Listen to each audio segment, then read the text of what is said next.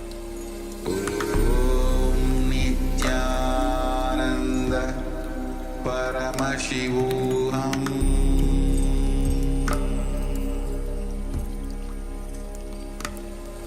Om Nithyananda Paramashivoham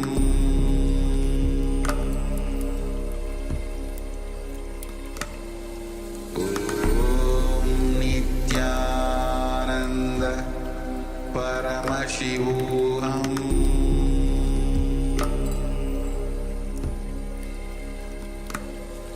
Om Nithyananda Paramashivoham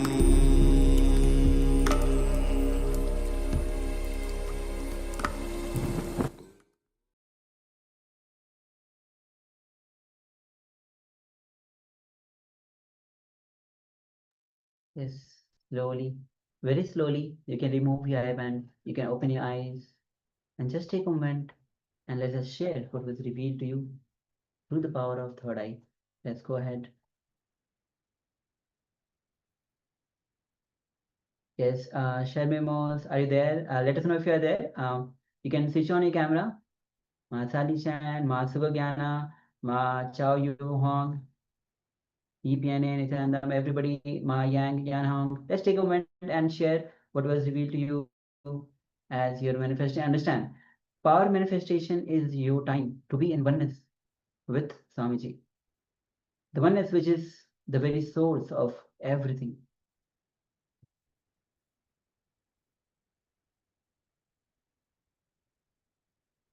That is for which you have happened. That is the breakthrough that you are looking for.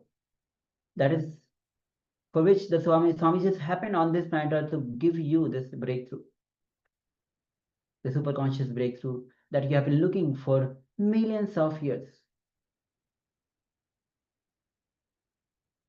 So this is your time to have that breakthrough. So again and again, go on manifesting the power. Go on manifesting the powers of third eye. So let's take a moment and start sharing what was revealed to you. Yes, you have number of participants or following us on YouTube. Yes, Nityan, to all of you, let's take a moment and let's share what was revealed to you. Yes,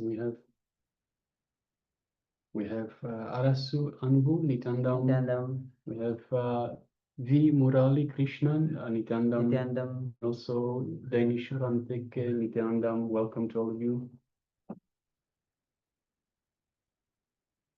Yes. We have one sharing from Chao Yu Huang. Says, I see a river, a man playing flute in a on a boat floating on the river. I see green color trees. Yes, thank you, Ma. Thank you for sharing. Thank you for sharing, Ma. Yes. So please go ahead, take a moment and share.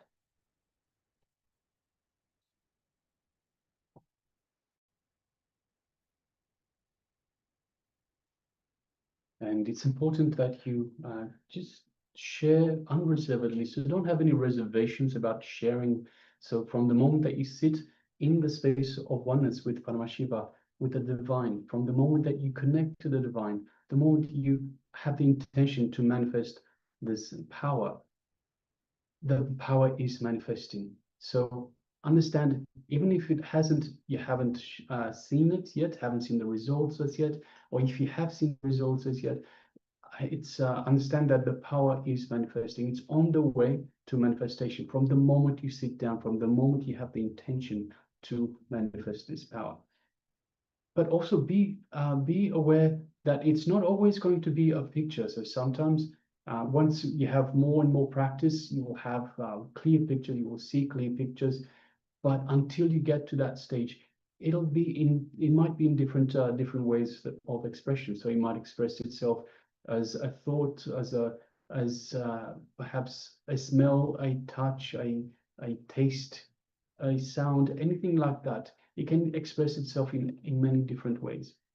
So please be aware of everything that is occurring, everything that you are experiencing, and share that. And also don't discount anything. From the moment that you sit down, it is happening. Don't discount anything. by discounting things, saying, no, it can't be this, it can't be that, you are blocking the flow of energy, the flow of the divine manifesting in you.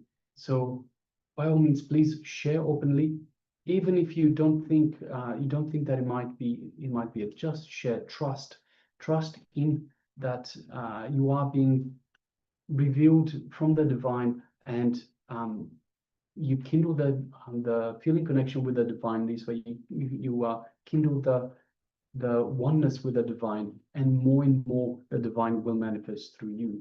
So please, by all means, go ahead and share openly. We also have my Yan Hong that shares white, black, and gold dots of light. There are no glass windows in the dark blue house. Black guardrail, a gray white building, and green plants. Yes, thank you very much for sharing, Ma.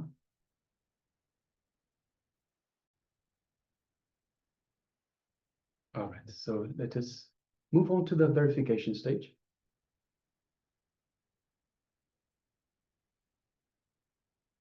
Yes, so this is the image that we had projected.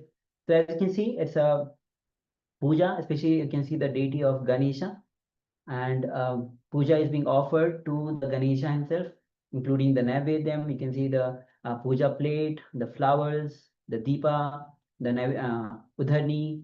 You can see the puja plate, the sweets. You can see as offered as a Naivedyam. On both sides, the lamp deepa is lit.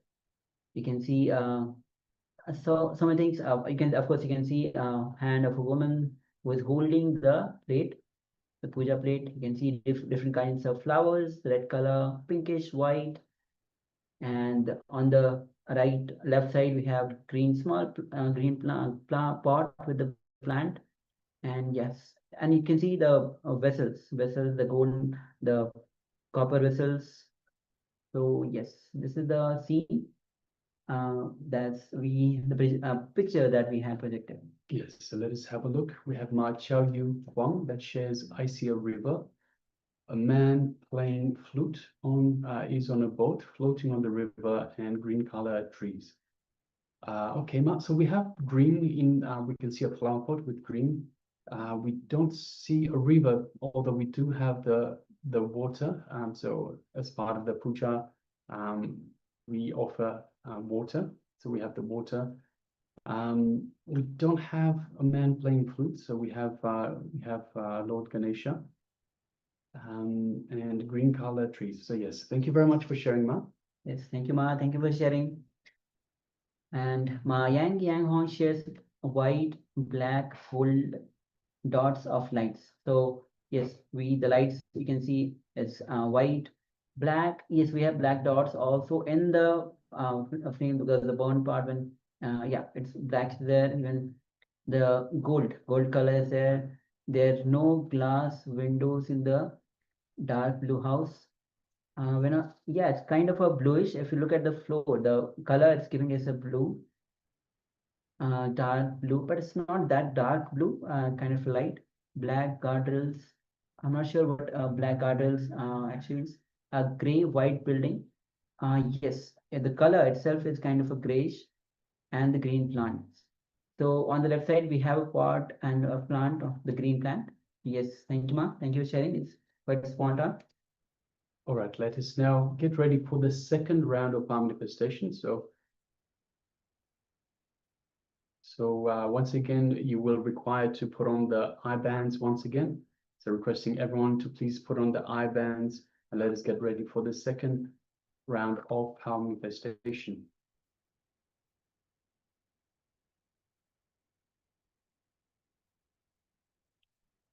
So once again, Charmaine Muse, Ma Sally Chan, Yi Pian Ye, Ma Yang Yan Hong, Ma Suganyana, Ma Chao Yu Huang.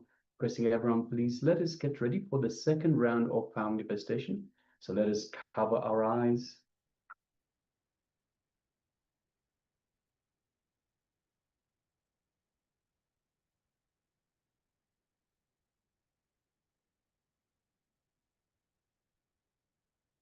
Yes, pressing everyone to please cover your eyes once again. Cover your eyes.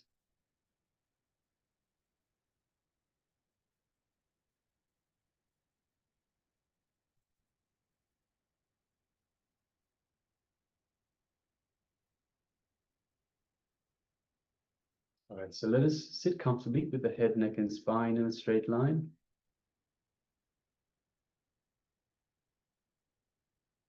And let us bring our awareness to our inner space. And let us invoke Swamiji in our inner space. The space just below the heart center and just above the navel center. So just in the middle there, in the middle of those two. Let us remember Swamiji in our inner space.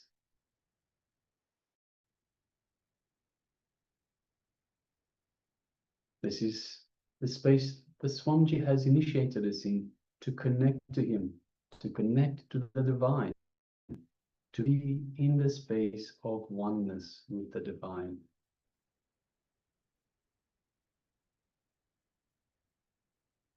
So let us feel the space of oneness with the divine in our inner space.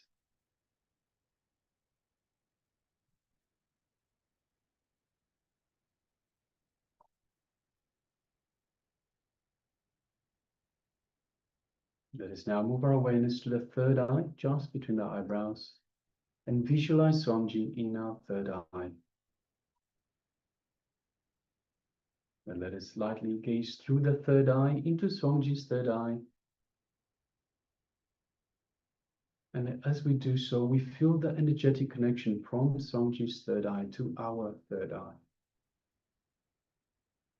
We feel a light buzzing sensation, light build-up of energy as Swamiji is initiating, energizing our third eye for this power manifestation.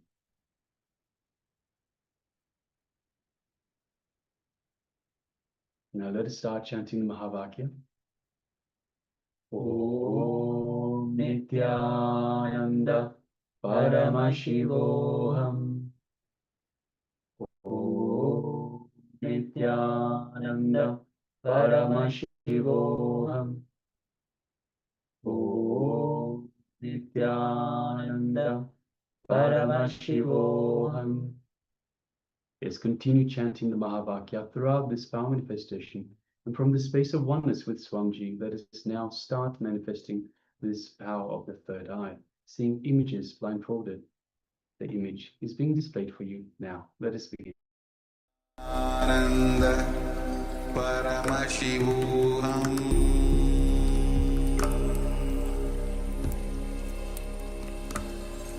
Om Nithyananda Paramashivoham.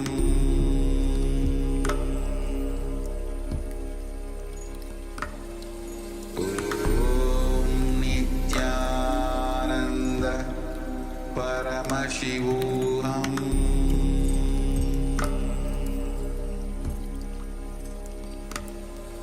Om Nithyananda Paramashivoham.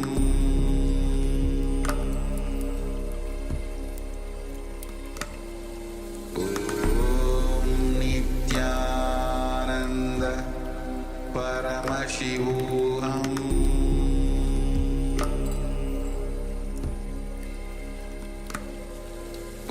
Om Nithyananda Paramashivoham. Om Nithyananda Paramashivoham.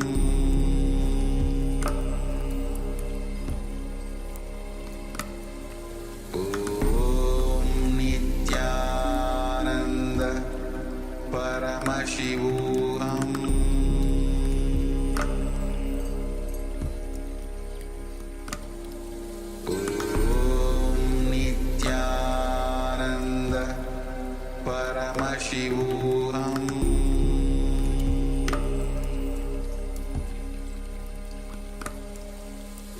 Om Nithyananda Paramashivoham.